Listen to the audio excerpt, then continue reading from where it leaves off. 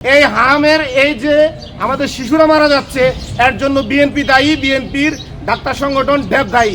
এবং সরকারকে যথেষ্ট সহযোগিতার মনোভাব নিয়ে আমরা কিন্তু এই 48 দিন অতিবাহিত করেছি।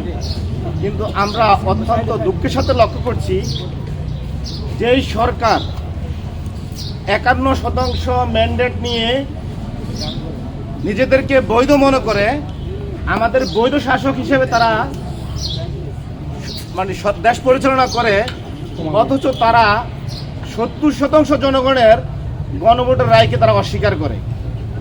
আমরা আজকে এখান থেকে স্পষ্ট ঘোষণা করছি, সরকার যদি 70% গণভোটের রায়কে অস্বীকার করে তাহলে এই সরকারের 51% ম্যান্ডেটকেও আমরা অস্বীকার করব। আমরা সরকারকে আরো বলতে চাই, আমরা অতীতে দেখেছি এদেশের বিচার ব্যবস্থা কেমন দলীয়করণ ছিল। এদেশের প্রধান বিচারপতিকে লাথি মেরে এদেশ থেকে বের করে দেওয়া হয়েছে, এসকে সিনহাকে দেশে থাকতে দেওয়া হয় নাই। সেই বিচার ব্যবস্থার উত্তরণ চেয়েছিলাম আমরা জুলাই বিপ্লবের মাধ্যমে, কিন্তু আমরা কি দেখতে পাচ্ছি, আবার রাষ্ট্রপতি প্রধানমন্ত্রীর অনুগত অর্থাৎ দলীয় অনুগত বিচারপতি নিয়োগ দেওয়ার জন্য বিচারপতি নিয়োগ অধ্যাদেশটি বিএনপি বাতিল করতে চায়।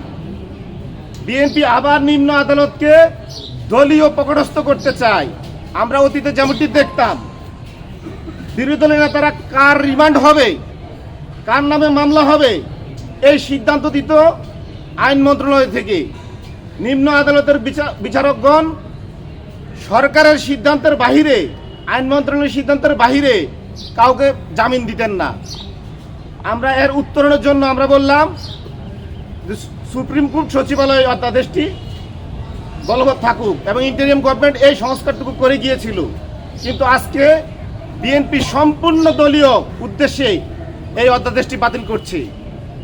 সবচেয়ে দুঃখজনক বিষয় হচ্ছে, বাংলাদেশের সুপ্রিম কোর্টের যে বিচারকরা রয়েছেন তারা সবাই ঐক্যমত হয়েছেন যে বিচার বিভাগ স্বাধীনের জন্য তারা এই অধ্যাদেশটি বলবৎ থাকার জন্য, কিন্তু সরকার কর্ণপাত করছেন না। আমরা সরকারকে বলতে চাই, আমরা ফ্যাসিবাদী শাসক শেখ হাসিনাকে পরিবর্তন করেছি, কিন্তু আমরা কখনো বলি নাই শুধুমাত্র একজন ফ্যাসিবাদী শাসককে পরিবর্তন করে ফ্যাসিবাদী কাঠামোকে আমরা বহাল রাখব। আমরা এই রাষ্ট্রের যে ফ্যাসিবাদী বিচার বিভাগীয় কাঠামো, পুলিশের কাঠামো, সংসদীয় কাঠামো, মানবাধিকার গুমের কাঠামো, এই সমস্ত ফ্যাসিবাদী কাঠামো আমরা ভেঙে ফেলতে চাই।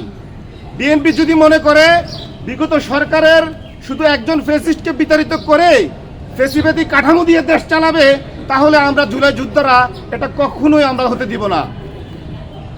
আমরা আরো বলতে চাই, বর্তমান সরকার সকল কিছুতেই বিরোধী দলের উপরে দায় চাপায়, কিন্তু নিজের দায়িত্ব পালন করে না। সরকারের যে ডাক্তার সংগঠন ড্যাব, ইন্টারিম সরকারের সময় এই ড্যাব সারা বাংলাদেশে বিভিন্ন অপকর্মে জড়িত ছিল। আপনারা জানেন, পিজি হসপিটালে, যেটা এখন বিএমএসইউ বলা হয়, সেখানে ঢাকা কলেজের ছাত্র দলের ছেলেরা হোস্টেল দখল করে রেখেছে, অথচ ওই ড্যাবের নেতারা হামের টিকা নিয়ে তখনও সরব ছিল না।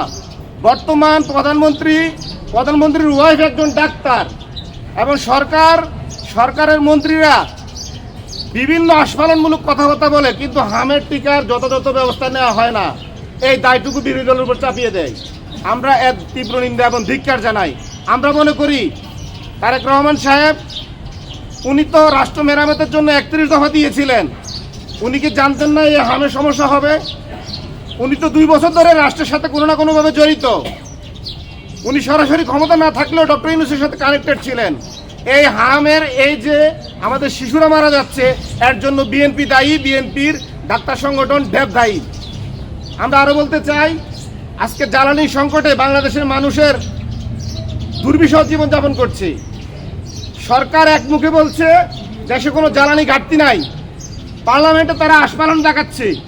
অপরদিকে আমরা রাস্তায় দেখতে পাচ্ছি আমাদের যানবাহনের সারি, 12 ঘন্টা 13 ঘন্টাও জ্বালানি পাওয়া যাচ্ছে না। ইভেন সরকার বিকল্প জ্বালানি তৈরি করছে না, নবায়নযোগ্য জ্বালানির দিকে যাচ্ছে না।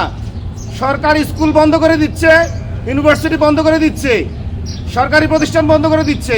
অথচ আমরা বারবার বলেছি এই সমস্ত সরকারি প্রতিষ্ঠানে নবায়নযোগ্য জ্বালানি সোলার প্যানেল দিয়ে পুরোপুরি জ্বালানি সংকট নিরসন না করা গেলেও অর্ধেক জ্বালানি সংকট অর্থাৎ 5 থেকে 7,000 মেগাওয়াট বিদ্যুৎ আমরা উৎপাদন করতে পারি। সরকার ওদিকে যাচ্ছে না। সরকার গ্যাস, ডিজেল এবং পেট্রোল এবং কয়লা ভিত্তিক যে জ্বালানি, ওই যে জ্বালানিতে সরকার কমিশন খেতে পারে, লুটপাট করতে পারে, ওই ব্যবস্থাটি টিকে রাখতে চায়।